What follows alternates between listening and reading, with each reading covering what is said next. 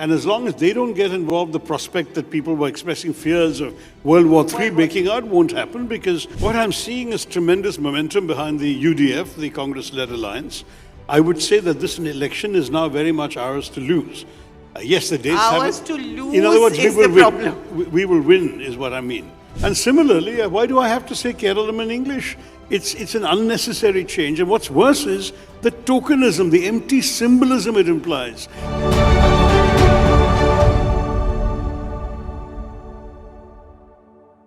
We have Dr. Shashi Tharoor in the house. That's enough cause to applaud. Thank you. See, I mean, the only politician, I think, who gets whistled at. What is this? And I can't even do any martial arts moves. We'll ask Aishwarya to help you. Oh, Yeah? she already has. We've had a wonderful little lesson right there. Yeah, I think we're going to have a little duet between you and Aishwarya at the end. He's already injured in one foot. You can probably do. Listen, I'm handicapped. I've got an air cast on my right foot. Yeah, Anyway. but really, Dr. Tharoor, what is going on in the world right now? I think as someone who served 29 years at the United Nations, no one better than you to tell us. Yeah, well, I mean, I think Complete disorder. it certainly is a new world disorder, Yeah. to borrow the title of one of my books. But it's also, frankly, a situation where I think Prabhu was just telling me in his panel this morning, no one could agree on what was going on and where it would come out. And I think that's broadly understandable.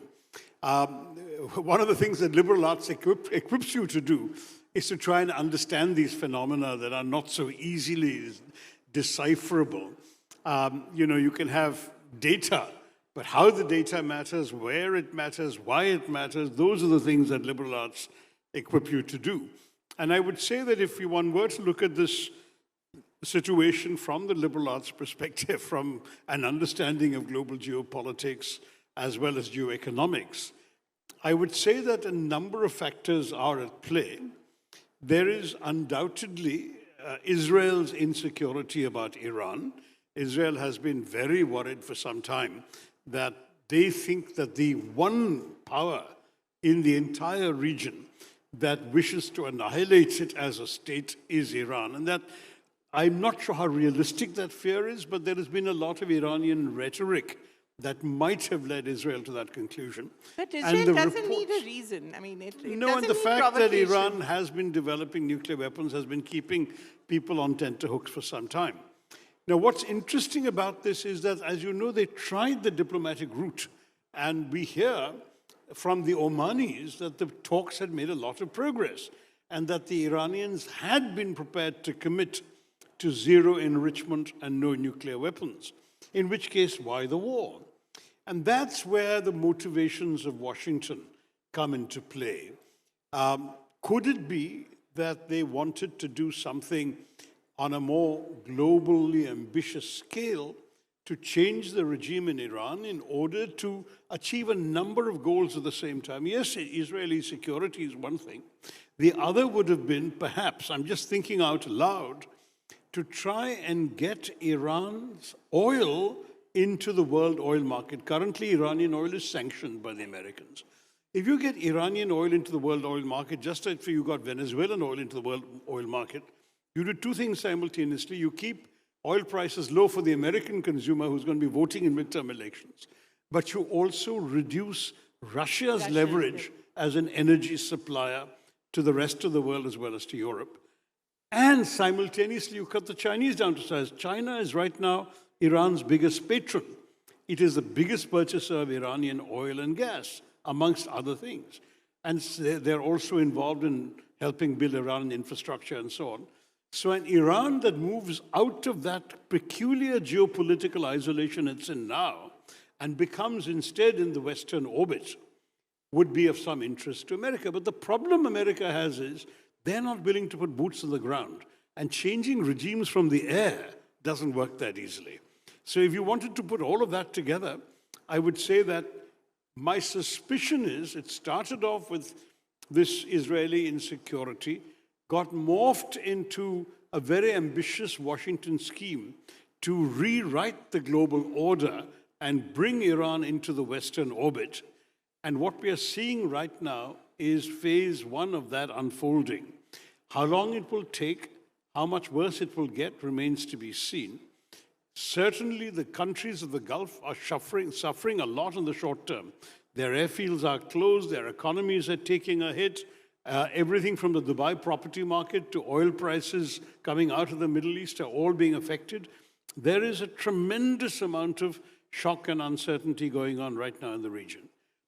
Perhaps we might be witnessing a repetition of what happened when the Russians marched into Ukraine and thought they would capture Kyiv in 2 weeks.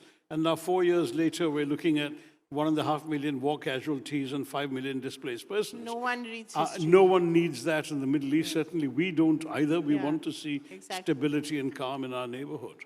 So I would say that this uncertainty remains, but in trying to fathom the whys and the wheres, this is the best that I could come up with, because at least it gives a more sort of rational explanation for what seems otherwise to be a rather irrational action, seemingly born out of haste and pique at a time when apparently a diplomatic compromise was on the verge of attainment, according to the Omani sources. Have you ever met President Trump? Actually, I haven't. Amusingly enough, Really? we shared a city But for a couple of decades. You were I in know. New York for years.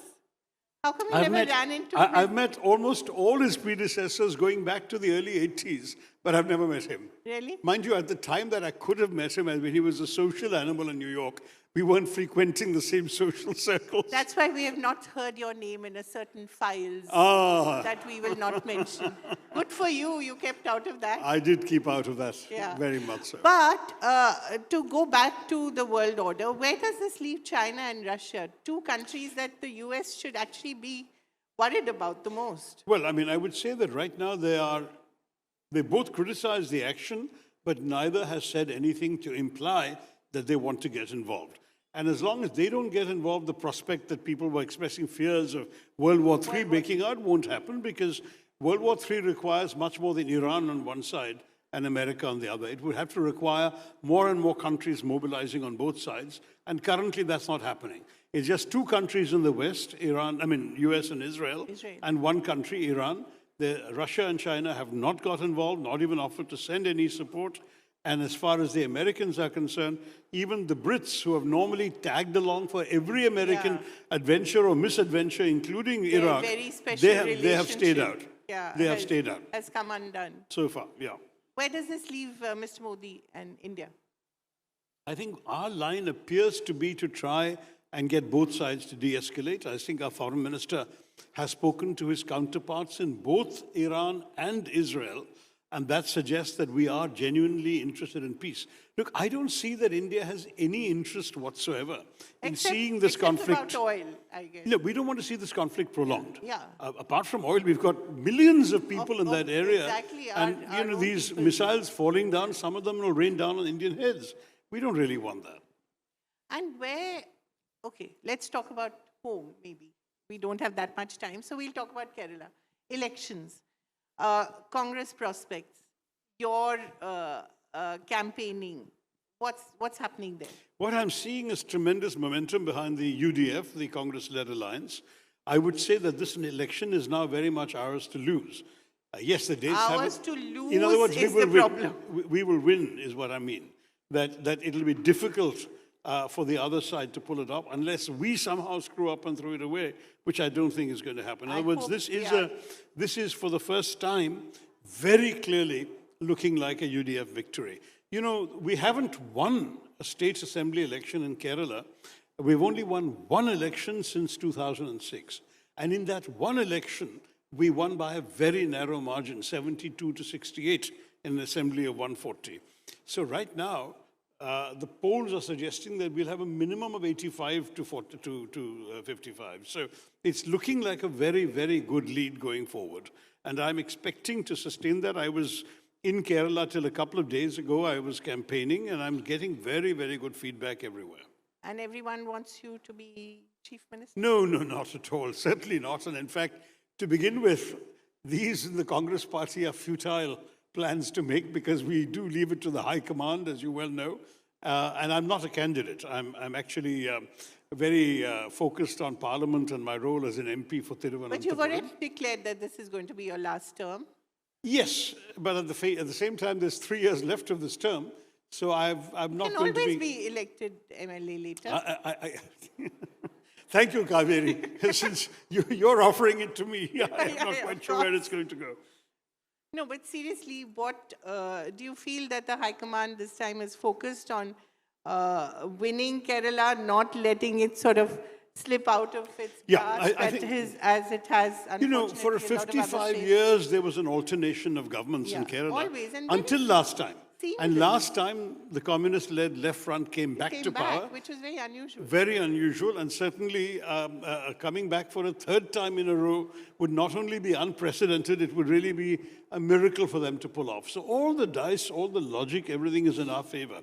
But since we were going to talk about liberal arts, let me say precisely that's precisely where the liberal arts sensibility is needed, because in these kinds of calculations, you just look straight at the mathematics, you look straight at the trends, you get one answer. But you look at how human beings behave, vote, care, think, are prejudiced, then you get a different answer. That's right. And we never know how the Congress High Command thinks, feels, behaves. Or do we now? Now, Have you Kaveri. made up with them? Yes, yes, very much so. And you had a nice conversation. Did they offer you coffee, tea? Very much so, sympathy? very much so. So what is the result of that? The result of all that, as you That see, you is have stopped speaking up for the I'm NDA campaigning. government.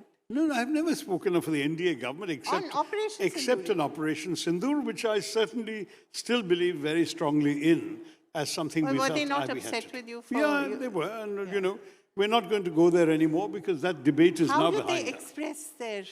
No, as you know, there displeasure? was a debate in Parliament, so you know the views of the Congress Party. Privately. And I did not speak in Parliament because we have a very clear parliamentary culture where whatever differences of opinion you have, you find ways of expressing it. But within Parliament, we keep a united front. And I never spoke in Parliament at all against the Congress on these matters. But my own view has been expressed both in my personal writings and speeches and in my personal statements. And I've made it clear all along that I'm speaking for myself. I'm not really pretending to represent anyone else's point of view. The Congress has very effectively put its own point of view across. And you know what it is. I'll leave it there. And are they in a position now to, at some point, offer a leadership role to you in Kerala back home? I don't think that's on the anvil, and at this stage, I've certainly not asked for any role. All I've said, basically, is that after this conversation, we're on the same page, and I'm moving forward on the same page with the rest of the Congress. And that, frankly, at this point in Kerala, that is the need of the hour. We need a united party. Keralam, we have to call it.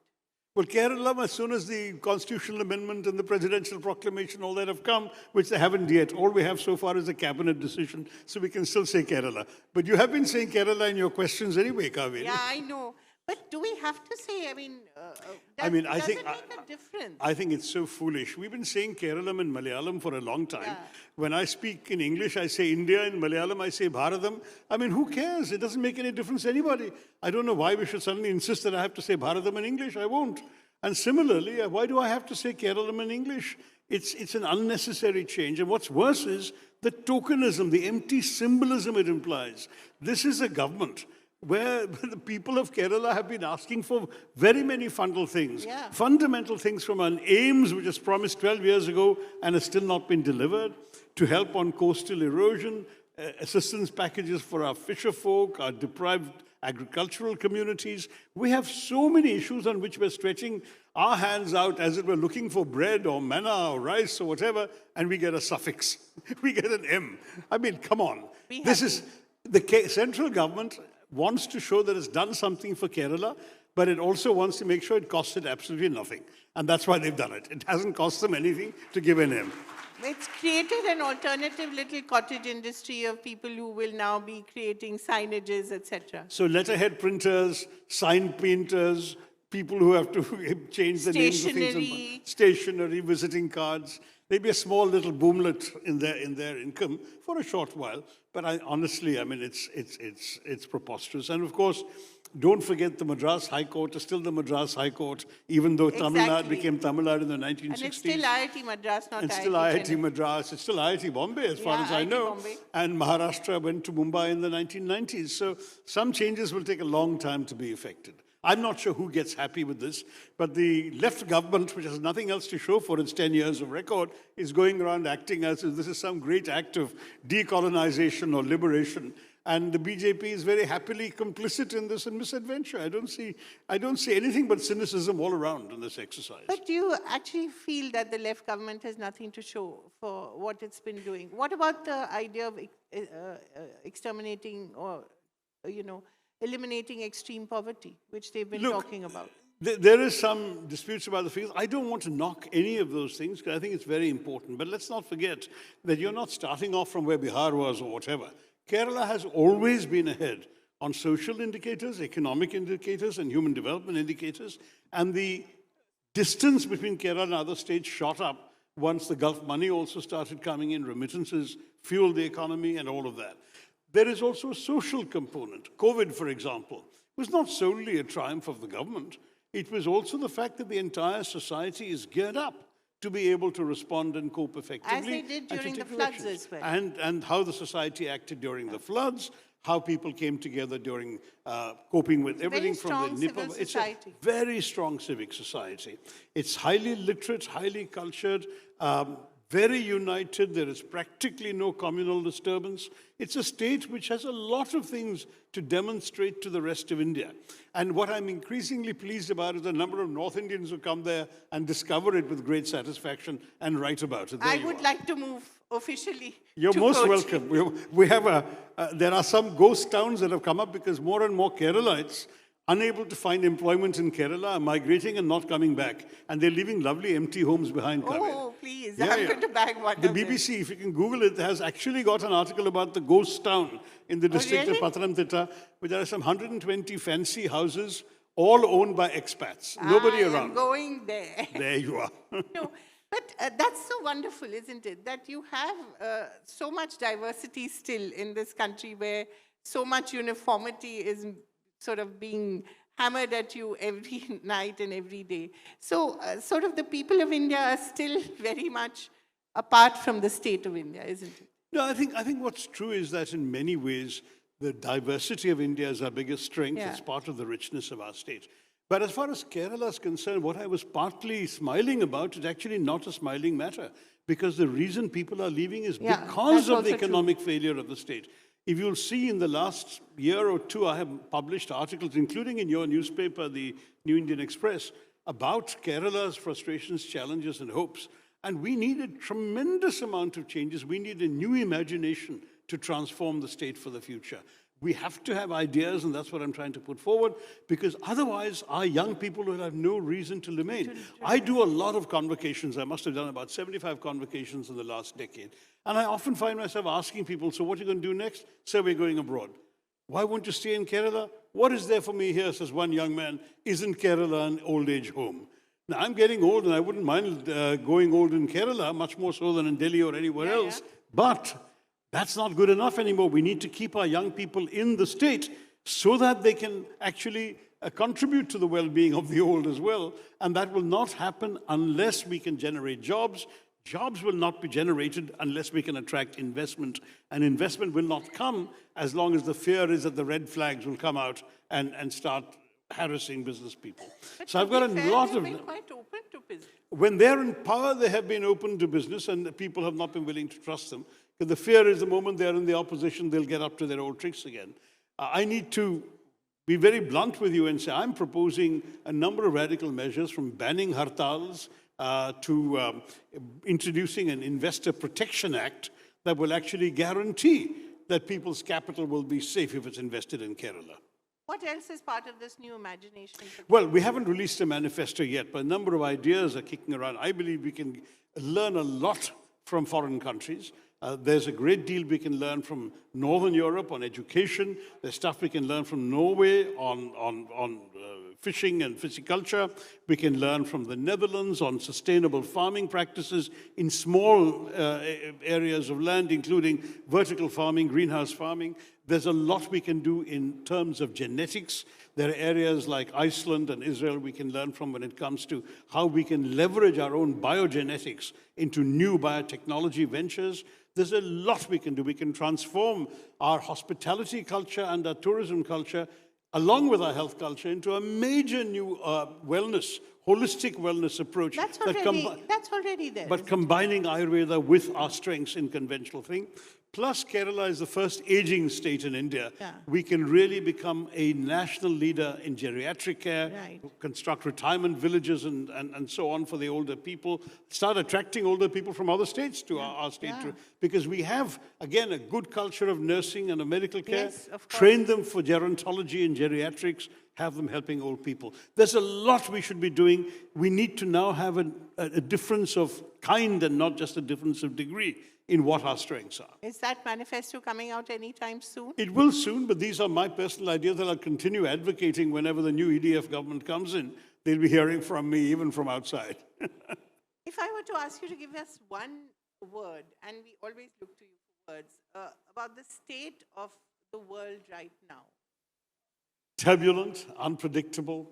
Those are words even I can come up with. But that's true. Those are the right words to come up with. Something interesting. That's very interesting. It's true also. It's an accurate reflection. Because honestly, what is the word you want? Incertitude, I can offer that to you. That's very nice. What does it mean? Incertitude means uncertainty. Uncertainty, okay. And there is a lot of uncertainty about. Look, let's face it. The moment, since our official topic has long since been cast to the wayside, this is all, it was the supposed whole to be about idea, liberal arts. The Let whole me say, idea of liberal arts is that Dr. Tharoor is an example of what a good liberal arts education can get you. So Clever girl. that is self-evident. It is a self-evident truth. clever girl. So- I ran into the Vice Chancellor of JNU on the flight. I don't know if she's here. And I told her I was going to be defending liberal arts this afternoon. She said she was very happy and she will come and listen. But I can see she backed out. She must have known that you were not going to ask me about liberal arts. No, liberal arts is really why we have someone like you and why it's so important. Because I can't think of any AI that is going to speak as well or as articulate things as well as someone like you would, isn't it? I think you had an AI competition recently with a robot or something. No, I wish that. Who won? Don't The robot or don't give that idea to anybody. That's a very good idea. We should try that next time. Next year. Yeah. At the Education Conclave. No, let me say, to be very honest, that Yeah. that what one comes up with after whatever sort of nearly 70 years of being around the And planet how many reading years of stuff. education actually? Well, I don't think I've ever stopped learning. Have you? I mean, I Oh, genuinely believe. Actual education. No, actual education I finished in 100 hurries. So I got 3 degrees by the time I was Right. 22. You got your PhD by the time you were 22. 22, yeah. Guys, So, and I've collected a few honorary ones thereafter as well. But apart from that, the fact is that I genuinely actually have kept my eyes and ears open. And I often tell young people, did you see him doing that Swifty pose? You've got to do it today. Which one? The Fate of Ophelia. He actually did the Swifty Go to dance. Instagram. That's enough. Once is enough. I'm not going to lure Aishwarya's dance for you. Please Google him and see him doing the Fate of Ophelia dance. It's amazing. I mean, even Taylor Swift would be very impressed. Now, I'd much rather learn martial arts. I don't know those either.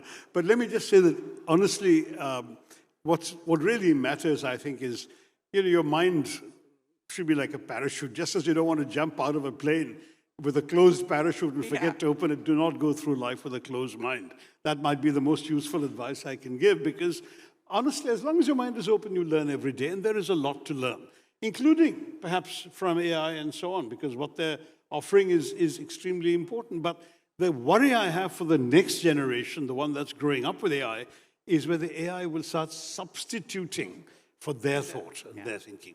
Because if they allow that AI to take over that process for them, we will be a deeply impoverished species.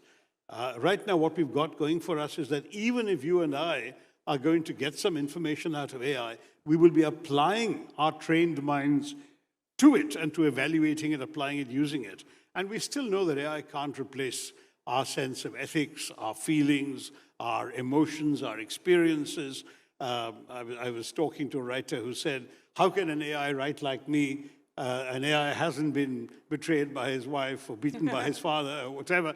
And I thought, oh my gosh, all right, fair enough. He writes with those experiences informing his heart and soul and pen. And AI will never do that. AI will just know how to manipulate words and text and data. And that ultimately is where it is. I think that what you're seeing today in all the emphasis on science education, even in today's newspaper, the New Indian Express, there was somebody suggesting that you should abolish a number of courses in the liberal arts. And my worry with all of that is, you abolish all these courses, fair enough, but all the data that you're going to be generating, how are people going to understand the world in which the data is to be applied and the human beings who've generated that data and who will be affected by the data? That's what liberal arts gives you. There's this amazing experience. I remember I wrote a column about this 20 years ago in whatever paper I was writing a column in those days, which was Oxford University did a study in 2006, I think it was, or maybe seven, that showed that of all the terrorist incidents in the world in the previous 15 years, 1990 to 2005, they analyzed every single terrorist incident they could find, and they discovered to their horror that 96% of the terrorists involved were engineers.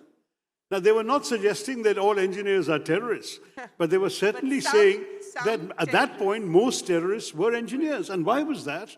The only logical conclusion is that when you are trained to think in black and white terms, in binary terms, switch on and off terms, that this works this way, this doesn't work this way, that does that, that's that. You think in terms of certitudes. Yeah. You think in terms of this is the way the world's going to be. And that kind of mind is susceptible also to the argument that there is only one way of seeing the world, that there is only one right and one wrong, one good and one evil, one true faith and one false faith. Right. All of that. And that's what led people, they say, to extreme steps like terrorism. So you need, through liberal arts, the capacity to understand that there are nuances, there are shades of gray and not just black and white. There are abilities in the part of the world to be able to understand human motivations, including the irrational ones. If you have liberal arts, you are equipped better to see the reality of the world and to work with it. And anyway, liberal arts cannot predict what you're going to write or what you're going to think. That's right. A day from now.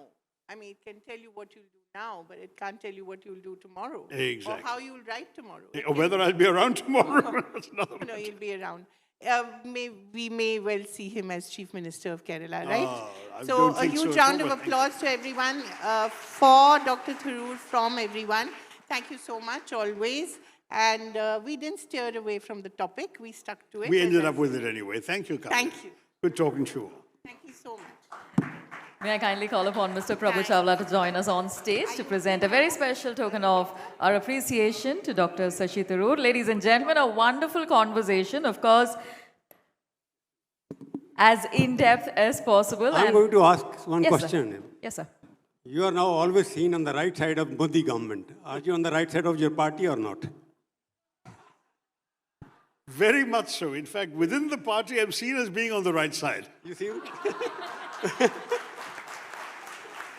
It means your party is on the wrong side. No.